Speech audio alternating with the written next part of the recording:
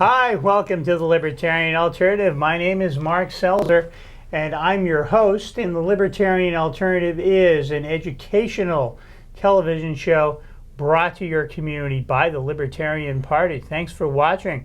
Our guest today is Richard Winger. Hi. Hi, how's it going? Fine. I've been trying to have you on the show now for a long time now. You are the world's leading expert on ballot access. Yes. Yes, and you have actually a newspaper, a newsletter called Ballot Access News. And are you a non-for-profit? Are you a 501c3 educational organization, or are you just a... In theory, it's a profit-making newsletter. Uh-huh. It's 20 years old. 20 years old, but you can find it on the web out there.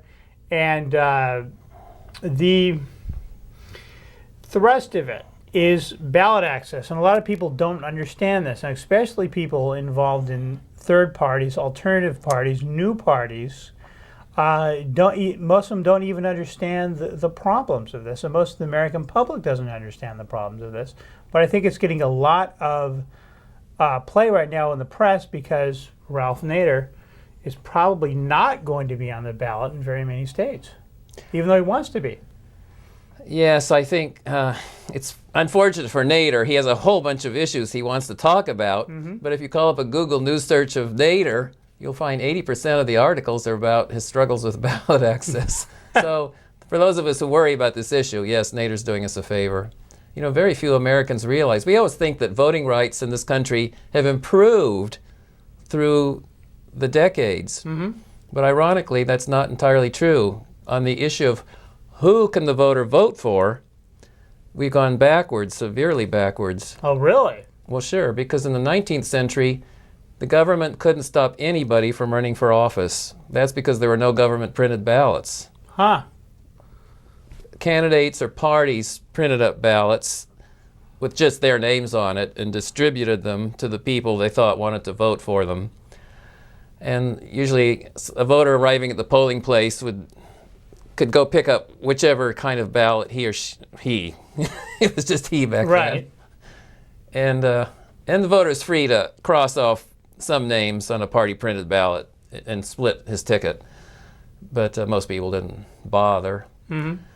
So there were a lot of disadvantages with that system, but the good part about it was there was no way the government could keep anybody from running for office the way Nader is being kept from running for office in many states this year. So we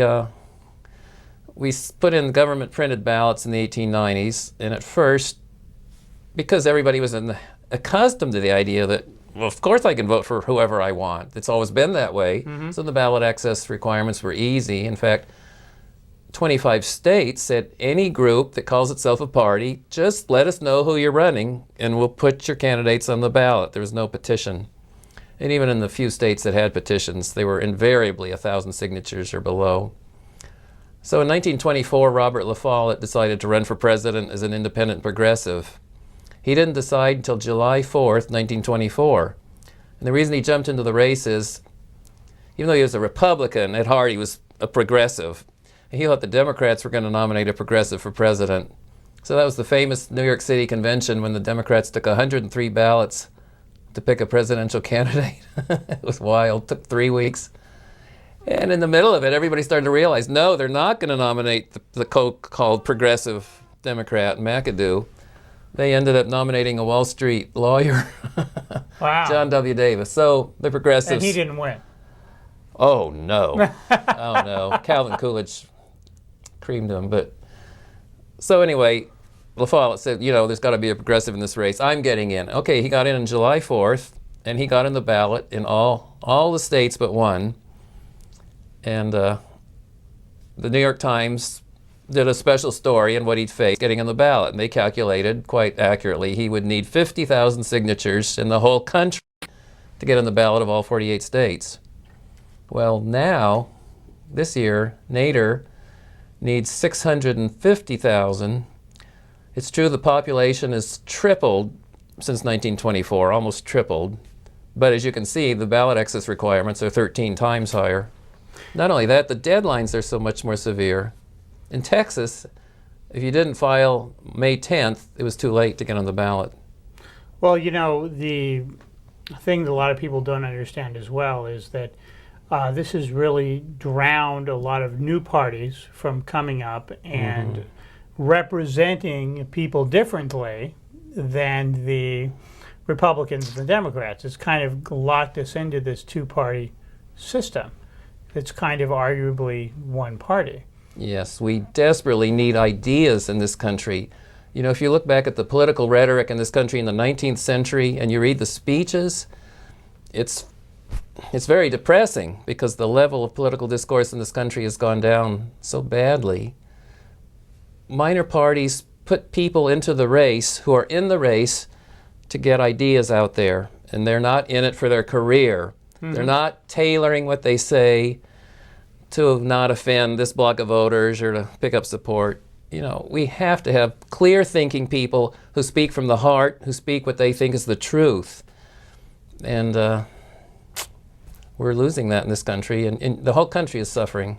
Yeah, that's too bad. You know, most people don't understand that this being a Libertarian Party show, you can only register to vote as a Libertarian in about half the states in the United States.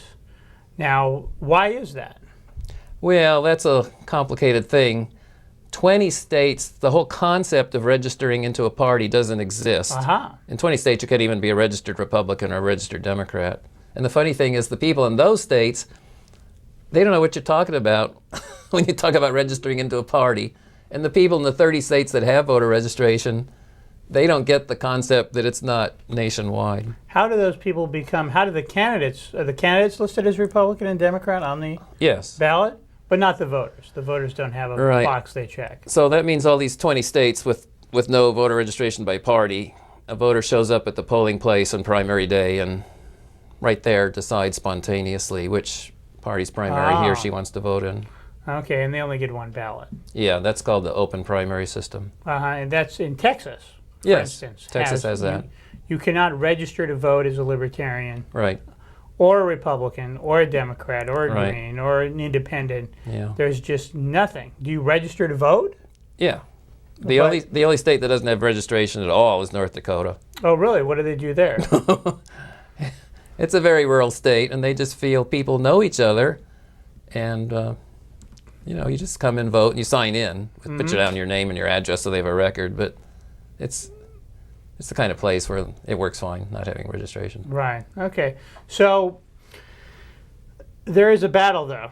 Libertarians occasionally are able to get themselves on the ballot as Libertarians, have that listed. Now, in some states, you can be a candidate can be registered as a Republican or a Democrat, but not a Libertarian. Is that correct? Yes, but this is one area where the courts are helping us out. The courts in 4 states now have acknowledged that every party that's on the ballot and carrying on an election needs to be treated equally. So it's not equal if the major parties can get a list of their members and the minor parties can't.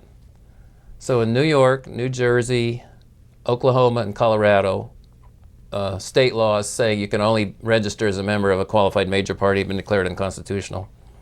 Now, let me be the devil's advocate here and say, you know, aren't some of these restrictions there so we don't just have 150 people on the ballot like we did in the recall election? I have a rule here. This is an empirical rule. If a state requires at least 5,000 signatures for statewide office, it will not have a crowded ballot. This is something you can prove with facts. By crowded ballot, I mean 8 candidates for a single office. The U.S. Supreme Court Justice Harlan himself, John Harlan, in 1968, said he didn't think that having 8 candidates for a particular office would confuse the average voter.